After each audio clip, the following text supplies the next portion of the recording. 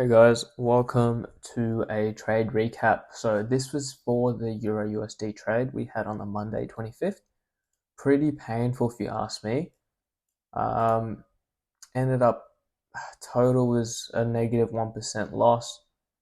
Not ideal. I thought it was with my plan, but looking back on it, and we'll go through it, it really wasn't. Okay, so just for context, this line is just an 18-day EMA. Just helps with overall direction. Okay, so first, let's start with the higher time frame. What was I thinking during this trade and what kind of happened? So, initially, we have this clear change of character, right? So, we came down, we moved up, came down, creating this change of character. Now, after a change of character, what do you expect? You expect this pullback and for it to react off a key level and head down, targeting this low, right? That is still the plan. Of course, as the start of the week I had, this is my sell zone. Again, broke my set of rules that I had, my plan, so a little bit disappointing, but it happens, right? We ended up respecting this demand zone slightly because you can see we did have a breaker structure. So that is, something to keep in mind. These supply zones, sorry, these demand zones will be respected, maybe not the whole way, but you do see reactions off this zone. So already this was a very dangerous place for me to sell, if I'm being honest, and that is just something I need to remember for next time. Now, what do we have? What was my thinking? So my first thinking was, okay, so we have a higher time frame supply zone here, okay? We have a 4-hour supply zone. What am I looking for? Well, what is my strategy here, right? It is, oh, not my strategy, point editor, right? I'm looking for a continuation trade is what I'm looking for, right? So high time frame zone and a 15-minute IC, right? So that's what I'm looking for. What I should have done is say, let's look at this, yeah, right? What I should have done before, I guess I FOMO'd into this trade. What I should have done is looked out for a 15-minute breaker structure, right? What is my 15-minute low? That's actually, there is no 15-minute low here. It's this one here. That's the 15-minute low. So this really threw me off. I should not have traded that.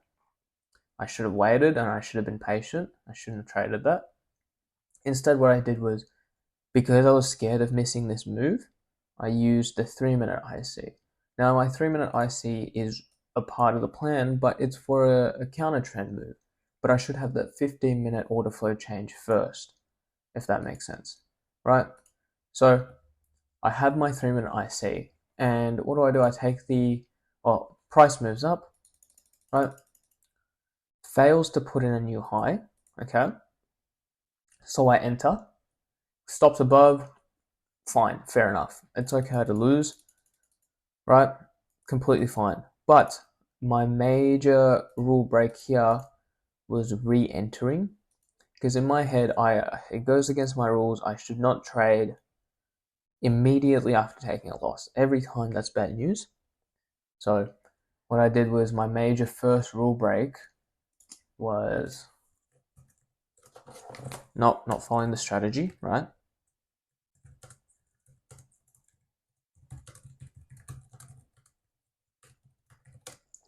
The strategy of the continuation trade,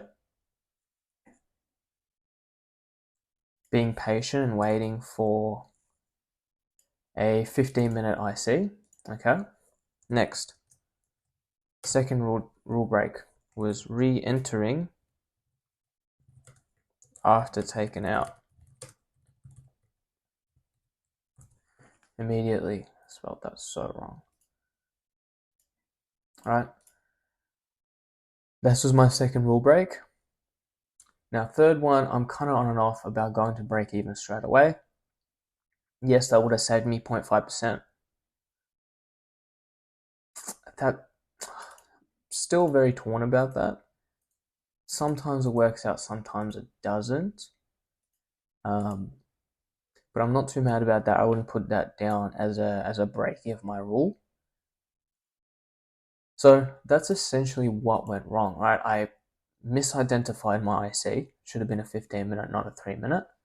I basically FOMO'd into this trade because I didn't want to miss it. Second thing I'm looking at, right? We are above this EMA, right? What does that tell us? The price is slowing down, right? All while here, price is below. Here, we see that price is slowing down a little bit, okay? Now,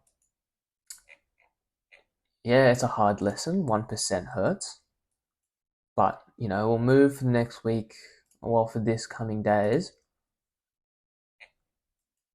Might stay off Euro USD because also looking at AUD USD, Euro USD, and GJ, it just causes analysis paralysis. So going forward, I'd like to stick to AUD and GJ, right? Just without the analysis paralysis, I think it'd be a lot better. Looking forward, I've kind of gone back to looking at higher time frame zones. I'm only going to zoom down once this price enters one of these zones. Right, that's it. That's all I want. So next key zones here and here is what I'm looking for. Sells here, buys here. And with AU, buys here, sells here. Okay, and up here as well.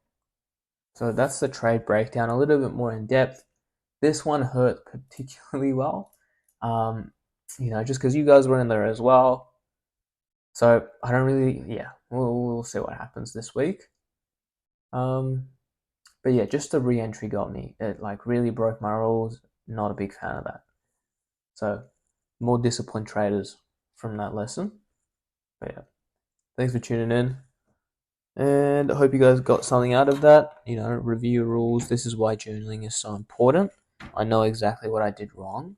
I'm going to try my best to mitigate it and stop doing that. But every day is a lesson. So, good luck.